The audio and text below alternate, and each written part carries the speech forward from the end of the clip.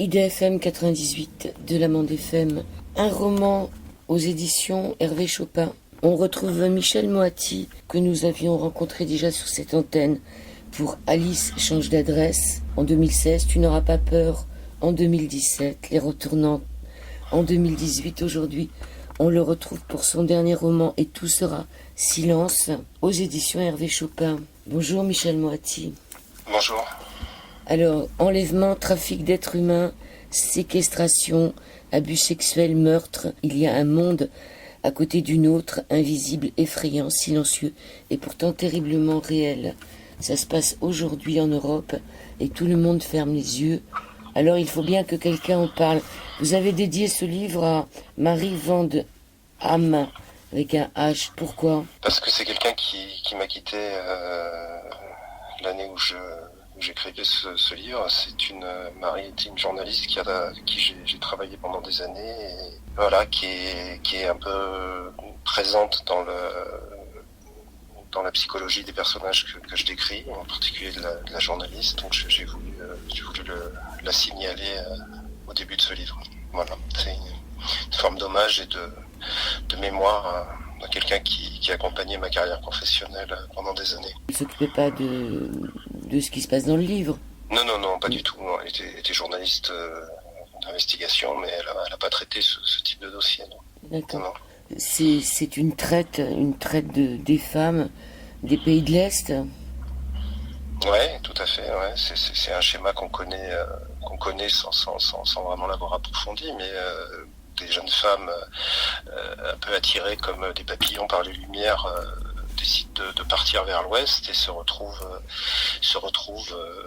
prisonnières d'un réseau, deux réseaux même au pluriel, qui sont sans état d'âme aucun et qui les transforment en marchandises, en objets absolument déshumanisés. Et voilà, c'est un peu la trajectoire de ces filles, de ces jeunes femmes que j'ai essayé de reconstituer dans une aventure romanesque, hein, mais qui est complètement imprégnée de réalité.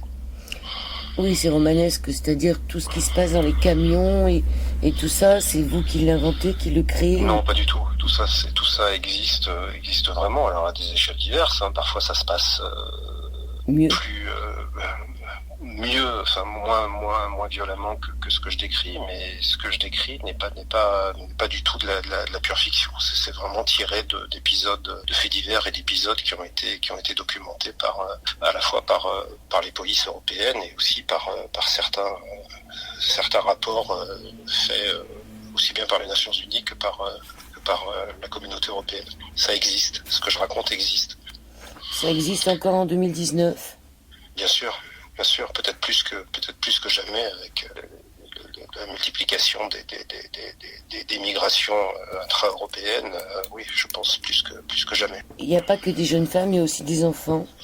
Il y a des enfants, oui, bien sûr. Mais ça, c'est aussi un virage qui a été pris, je pense, il y a plus de 20 ans, sans doute au moment de l'éclatement du rideau de fer, enfin du bloc de l'Est, du bloc soviétique, et aussi un peu plus tard, lors des guerres dans les Balkans, les trafics de jeunes filles et de jeunes garçons se sont multipliés pour alimenter évidemment des réseaux à la fois de pornographie maintenant sur Internet, et aussi des réseaux de prostitution dans toutes les grandes capitales européennes. Mais ces jeunes filles, est-ce que les garçons, bon, je pense qu'ils sont pas au courant, mais ces jeunes filles, est-ce qu'elles sont pas au courant de ce qui se passe avant de partir ?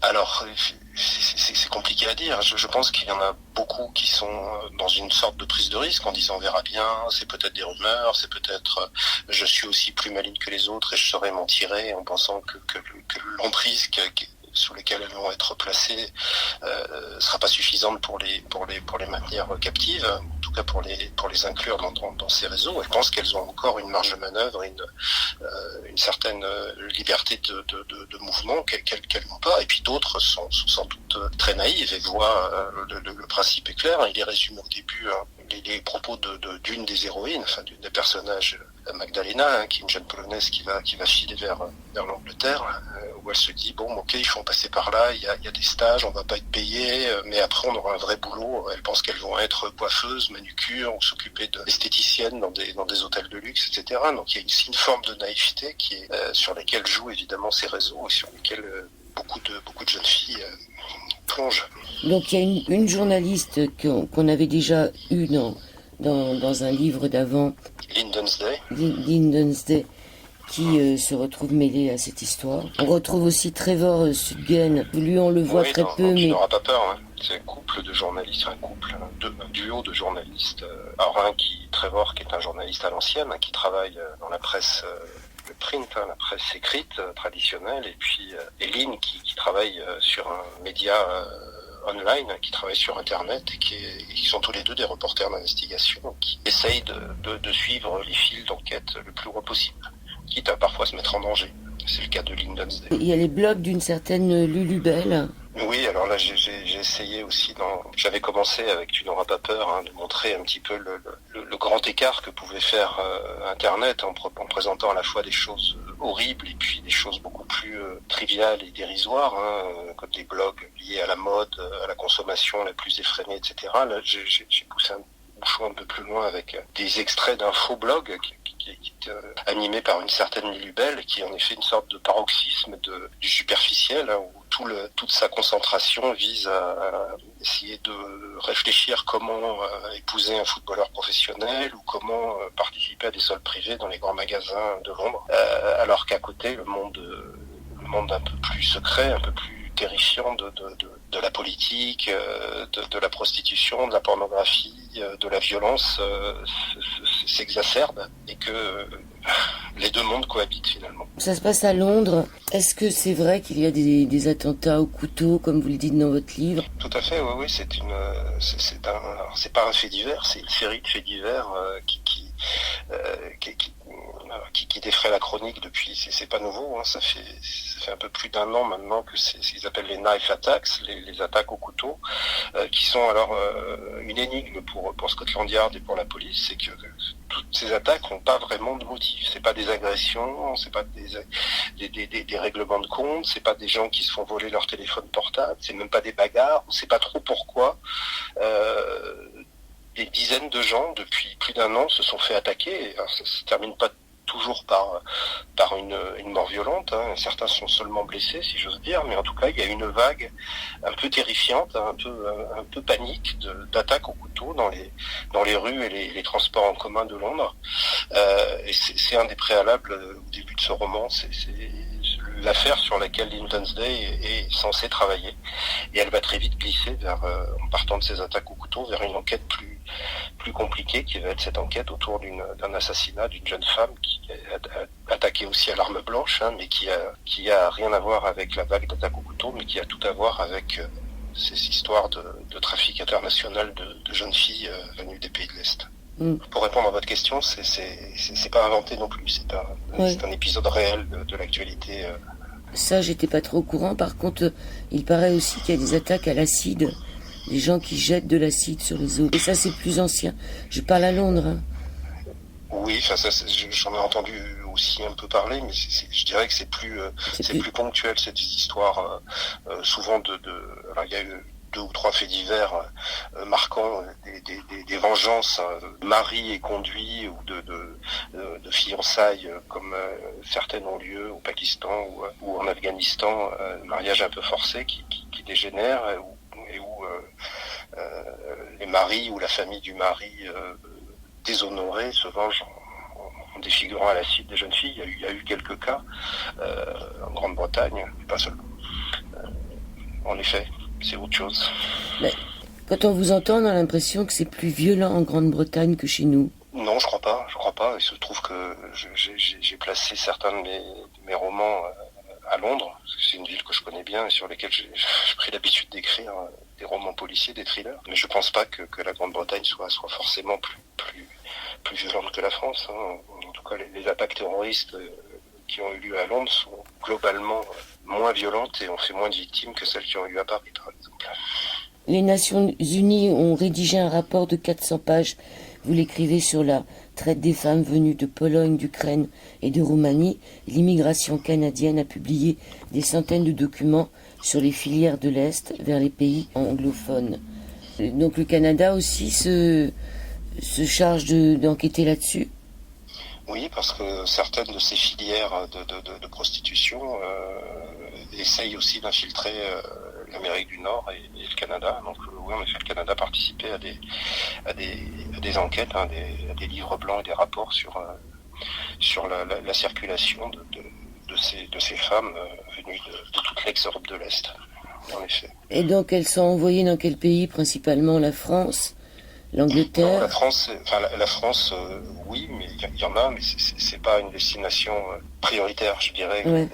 Beaucoup en Allemagne, beaucoup en Belgique, beaucoup en Angleterre, et puis le nord de l'Italie est une zone alors à la fois le camp que je décris, qui est encore une fois pas une fiction, le camp je dirais de transformation des femmes libres en futures prostituées totalement soumises existent. Ce sont des camps de femmes totalement terrifiants, qui ressemblent un peu à entre des prisons et des camps de concentration. Existent en Italie du Nord. Il y en a plusieurs qui ont été identifiés, démantelés par Interpol ou les polices nationales. Donc voilà, je dirais l'Europe occidentale, dont la France est peut-être une des destinations pour ces filles-là, pour les filles de l'Est, pas exceptionnelle. En tout cas, pas plus spectaculaire que d'autres pays. Oui, puis alors on leur vole leurs papiers, donc elles peuvent plus bouger. Bien sûr, ça fait partie de l'opération de destruction, de destruction des humanisations qui vise ces filles, ces très jeunes filles. On leur pique leurs papiers, on les transforme en objets. Ce sont plus des sujets, ce sont plus des êtres humains, ce sont des objets. Il y en a Magdalena, le personnage principal, qui a conçu à travers le roman, à un moment, elle dit, on n'était plus des femmes, on était de la marchandise, on était du fret. C'est vraiment ça, le sentiment qu'elles sont devenues de la marchandise qui circule à travers l'Europe, comme des lave-linges ou de la confiture. Du coup, les humanitaires essaient de les intercepter en Allemagne ou en République tchèque pour leur éviter d'aller plus loin. Donc elles transitent quand même par l'Allemagne. Oui, alors elles traversent un certain nombre de pays, c'est en tout cas celles qui viennent les plus lointaines, la Moldavie, la Pologne, l'Ukraine, etc., traversent un certain nombre de pays, la Tchéquie, la Slovaquie, la Slovénie, puis l'Italie, avant de traverser la France. Et la plupart, pour celles qui vont jusqu'en Angleterre ou ailleurs, traversent aussi le tunnel sous la Manche. Donc ça fait un long périple, alors en changeant souvent elles partent dans des voitures, puis des camions, des camionnettes, etc., avec des escales, et très très longs temps d'attente en fonction des fenêtres de tir, si j'ose dire, que les passeurs, enfin que les trafiquants de femmes ont pour faire circuler ce type très particulier de marchandises. Oui, puis ils n'hésitent pas à laisser le camion avec les filles dedans, si jamais il y a un problème, quitte à ce qu'elles meurent de faim, de soif. Ouais.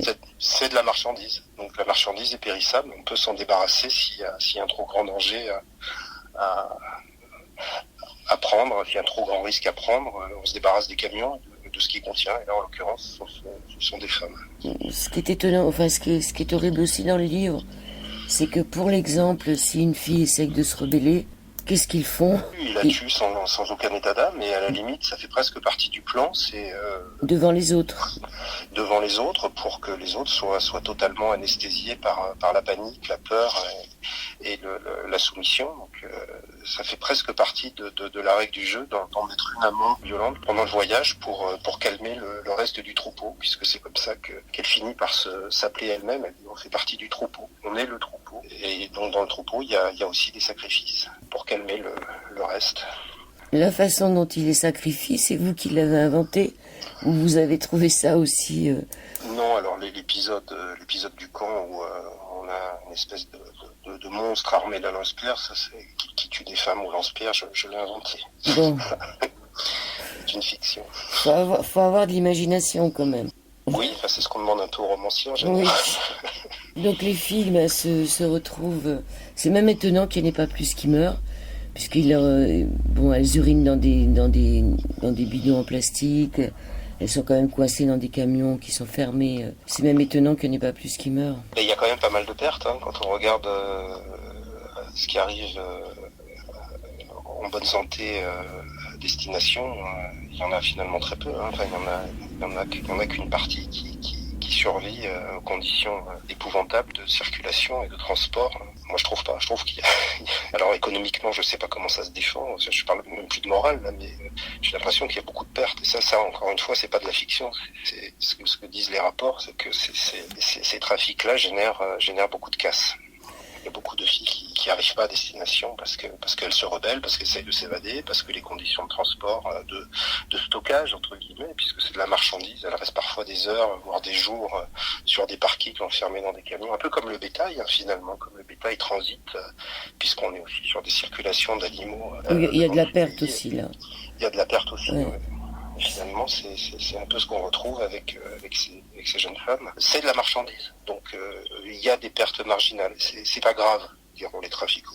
Ça fait partie du jeu. Vous écrivez, ils ont abandonné leur cargaison comme un dealer balance en urgence ses sachets de coke dans une chiotte de bar, une marchandise dont on se débarrasse sans plus d'état d'âme que pour un stock de viande avariée ou de faux sacs Dolce et Gabbana. Bah ouais, c'est un peu ce qu'on disait à l'instant, c'est la survie de l'organisation, évidemment bien plus prioritaire que la survie des filles. Donc pour sauver sa peau, si on doit se faire intercepter par la police anglaise, on balance tout, le camion, la cargaison, les filles, et tout ça peut aller au diable. L'important c'est de sauver sa peau. S'ils peuvent se sauver en sacrifiant la marchandise, ils n'hésitent pas. Alors là, ils ont trouvé une femme, même plusieurs, je pense. Il y avait plusieurs femmes mortes dans un camion. Et ce qui est très étonnant, c'est que quand ils cherchent, il n'y a pas de famille qui cherche ces femmes-là. C'est-à-dire, il n'y a pas eu de demande des familles de recherche. Si, alors c'est expliqué. Il y a un des jeunes policiers de la Metropolitan Police qui enquête dans le roman, hein, qui enquête sur ces affaires-là et qui explique que finalement les requêtes de la famille ou des proches se perdent dans des méandres administratifs entre la Pologne, l'Ukraine, les ambassades des pays occidentaux, et que tout ça finalement passe très vite par pertes et profits et qu'il se passe pas grand-chose derrière. Et c'est ce qu'on retrouve aussi malheureusement dans la plupart des rapports, que ce soit des Nations Unies ou de la Commission européenne. C'est très difficile de tracer ces disparitions de filles de Pologne et d'ailleurs. Et d'enfants aussi, il y a beaucoup d'enfants qui disparaissent, hein, un peu partout. Oui, il y a aussi beaucoup d'enfants. Alors, on médiatise beaucoup les disparitions d'enfants quand elles sont intranationales. Hein. Les enfants français qui disparaissent en France, on en parle, on a des alertes d'enlèvement, on a des signalements, on a des affichettes dans les boulangeries, etc. Dans les pays plus compliqués, comme l'Ukraine, la Moldavie, voire la Pologne, certaines zones de Pologne, ou d'autres, hein, l'Albanie, sont des disparitions. Ça s'évapore, j'ai envie de dire ça. Ça laisse même pas la trace des affichettes. On recherche, non, ils ont disparu, ils sont évaporés dans la nature, et finalement, on ne va peut-être plus jamais parler. Ça, c'est une réalité aussi. Je dirais que c'est encore pire avec les enfants qu'avec les jeunes adultes. Alors donc, à Londres, ça se passe... Enfin, il y a un réseau qui finit par arriver à Londres, dans le Slough. Comment vous appelez ça, le Slough? Slough. C'est un quartier de Londres? C'est une municipalité à l'ouest de Londres, hein, qui est rattachée à Londres administrativement, forcément, et qui est, je dirais pas un ghetto, ce serait faux, mais qui est une ville, une petite ville dans laquelle une grande communauté polonaise s'est constituée au fil des années. Et aujourd'hui, il y a entre 8 et 10 000 Polonais dans Slough, ce qui en fait une communauté importante, hein, avec ses restaurants, ses commerces, ses réseaux, pas seulement économiques, d'ailleurs aussi, par exemple, religieux, hein, c'est ce que je décris là. Il y a une église catholique avec ses fidèles et ses cultes, hein, à Slough, et donc avec une micro-société et une vie qui tourne presque à l'heure de Varsovie, en plein Royaume-Uni. C'est assez curieux, mais ça existe pour d'autres communautés en Angleterre. Hein. On a longtemps parlé des communautés d'origine de la péninsule indienne, mais aussi des communautés afghanes, etc., qui existent même au cœur de Londres. Ça, c'est rien de nouveau. Londres a toujours été cette ville capable d'absorber des communautés entières. Alors, il y a les orques et les princes.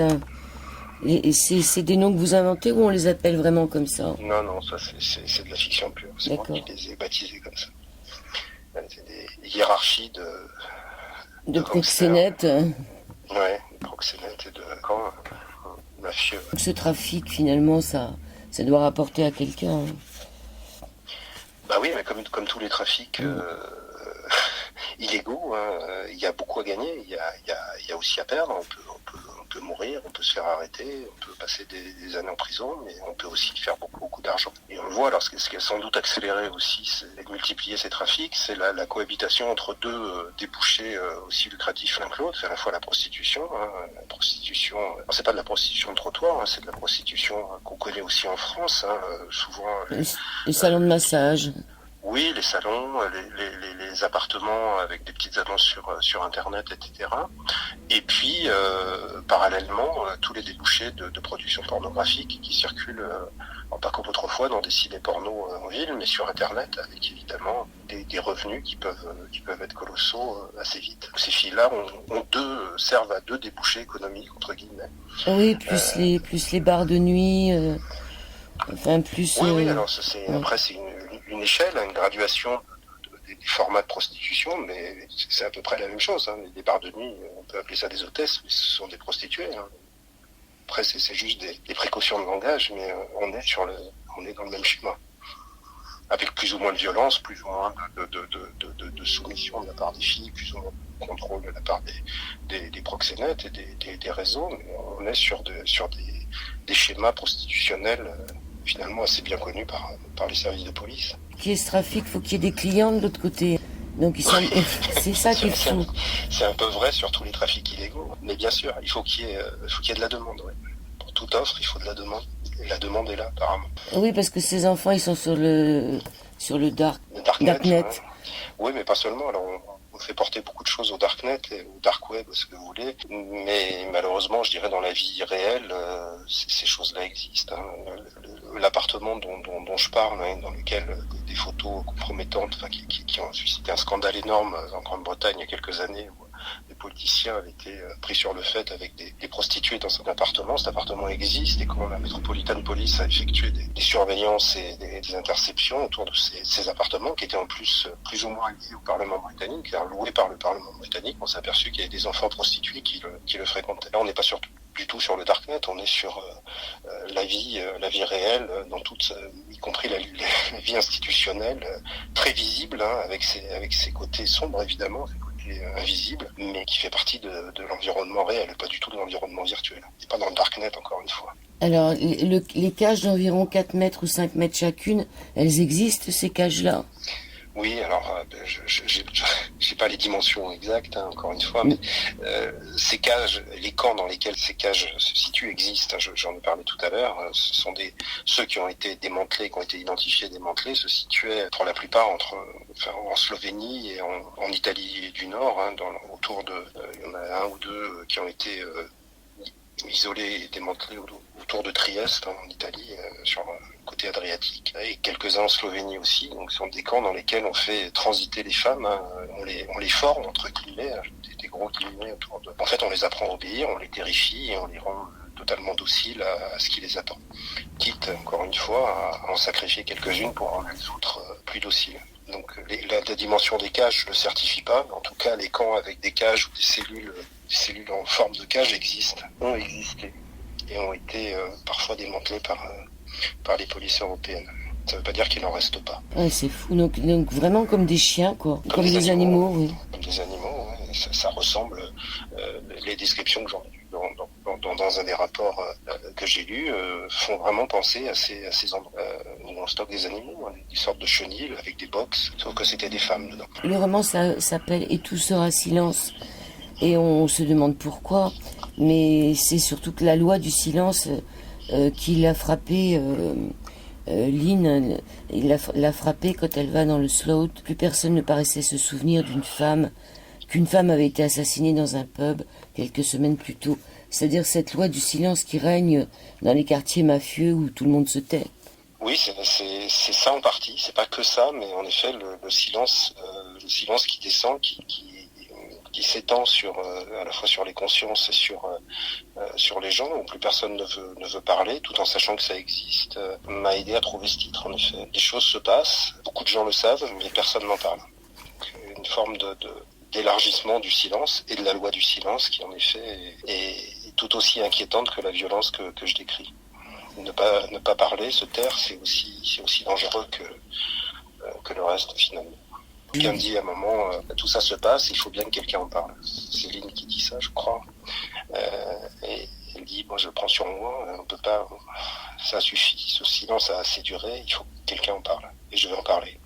Et pour ça, elle se met à plonger dans son enquête et à aller de plus en plus loin dans l'approche du phénomène et de le décrire par des témoignages de filles qui ont vécu ces trajets-là, ces esclavages-là et qui vont se mettre à raconter. C'est une sorte pas de croisade, mais en tout cas de mission que se confie Lynn, d'être celle qui va briser le silence, justement. Michel Moati, vous êtes en train de nous prouver que vous êtes le grand auteur de thriller du moment. Ça, c'est un libraire qui vous dit ça, c'est au dos de votre fille. Vous êtes ancien journaliste à l'université, romancier, vous êtes c'est votre 7e ouvrage. Vous resterez sur Londres ou vous allez encore quitter Londres? Non, je quittais provisoirement. Je fais des allers-retours en fait depuis un bon moment, depuis le tout premier, qui était Retour à Whitechapel, mon premier roman qui se passait en effet à Londres, mais au 19e siècle. J'ai fait des allers-retours entre la France et Londres, mais je crois que le prochain ne se passera pas à Londres. Ça ne veut pas dire que je ne reviendrai pas un jour. C'est une forme d'aimantation pour cette ville-là. Oui, c'est quand même une ville un peu particulière. Mais je trouve que c'est un merveilleux fond d'écran, un merveilleux fond de tableau pour raconter des histoires. Et puis, on aimerait bien savoir la suite de Lynn. C'est ce qu'on avait dit déjà, c'est ce que des lecteurs et des lectrices avaient dit après Tu n'auras pas peur, où Lynn Dunsday est apparu. Voilà, j'ai donné une suite. Je ne sais pas si je vais continuer, mais en tout cas pour l'instant, j'ai essayé de continuer à la faire vivre et peut-être que c'est pas fini. Sûrement, j'espère. Le livre s'appelle Et tout sera silence. C'est aux éditions Hervé Chopin et vous vous appelez Michel Moati. Je vous remercie, Michel. Merci à vous.